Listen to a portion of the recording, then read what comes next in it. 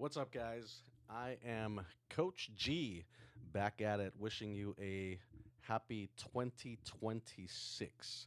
Um, so just to give you a little bit of a background on this next topic that I want to address today is we've all been, talking about the elephant in the room. And what do I mean by that? Well, let's talk about the one hit wonder that's out right now that everybody is going crazy about. Let's talk about GLP-1s. Let's talk about Ozempic. And I'm not here to judge anybody. There are people that truly need this, and if it helps you out, by all means, then it's something that's going to help you out in the long run. But let's get into this. So I want you guys to go ahead and watch this clip with me.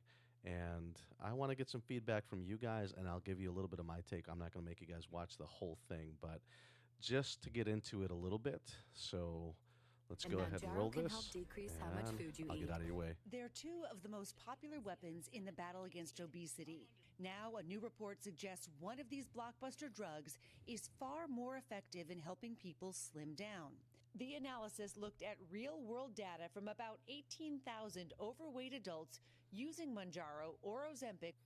And really quick, I'm not getting into whether which one is better or whatever. I'm not even touching that. But this is one of the videos that I thought was very insightful and had some good information on there. And then I want to expound on that for you guys, okay? So let's continue. Over a year. It found those taking Mounjaro were 3 times more likely to lose 15% of their body weight than those on Ozempic, and more than 2.5 times more likely to lose 10% of their body weight. While not a peer-reviewed study, this echoes previous research that found Mounjaro more effective than Ozempic in helping some people with weight loss.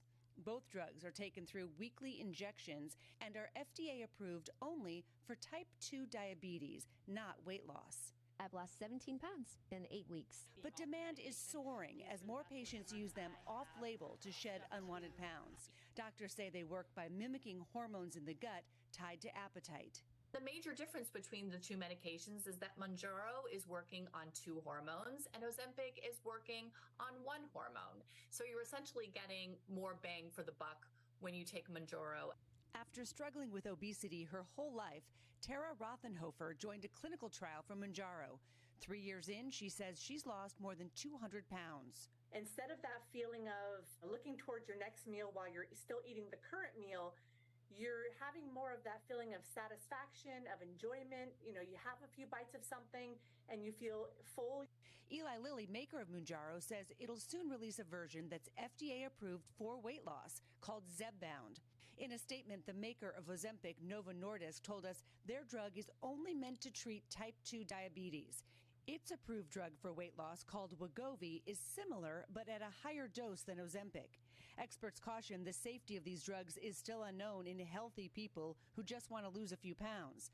They can have side effects like gastrointestinal distress, nausea, and vomiting, and they only curb hunger while being used. For most patients, when you stop the medication, you will regain roughly 2/3 of that weight. This is not a medication that will reset you for life. All right. Let's go ahead and talk about that, right? So, as you heard, yes, it's used for weight loss. People are doing incredible with these drugs. They're losing weight and they're doing really, really good. So, I understand that, with weight loss, you're going to feel better about yourself. So, yes, that's crucial, right? That's great for your mental health. Here's a couple of the things that I have a problem with. I have a problem with the fact that we are not addressing what the actual issue is, because the issue is that there's triggers on why we eat. And those are deeply rooted in your childhood, in how you were raised, and how you grew up, and how you deal with stress, and how you deal with anxiety, whether you were a smoker, and all of that stuff.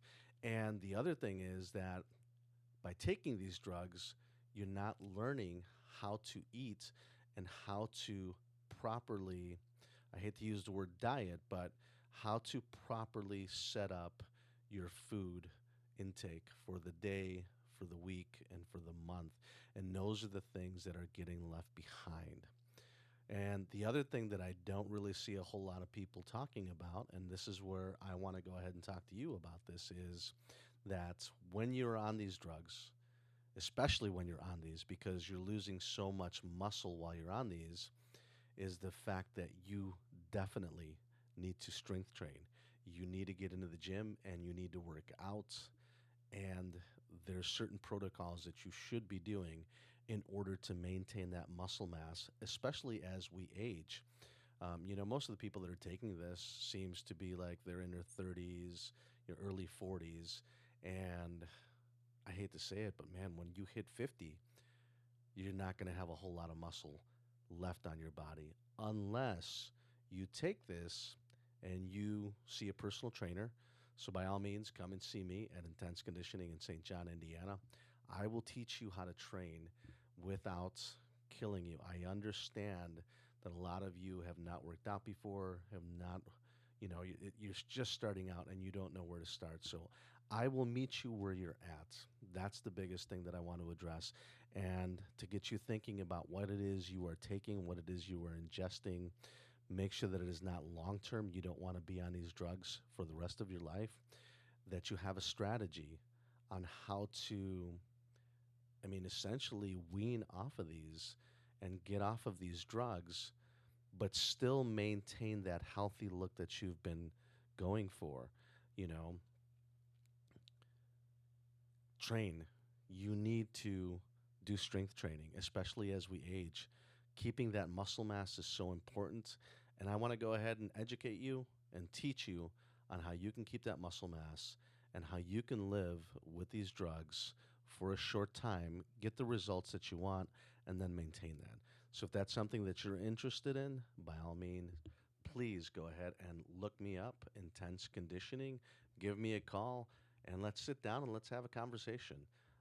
I'd love to chat about this with you guys. So I will not take any more of your time. I hope you guys found this informative, and I can't wait to talk to you guys on the next episode. Happy 2026, and I will see you guys on the other side. Peace. All right, guys. I hope you guys enjoyed that. And I will see you guys on the next one.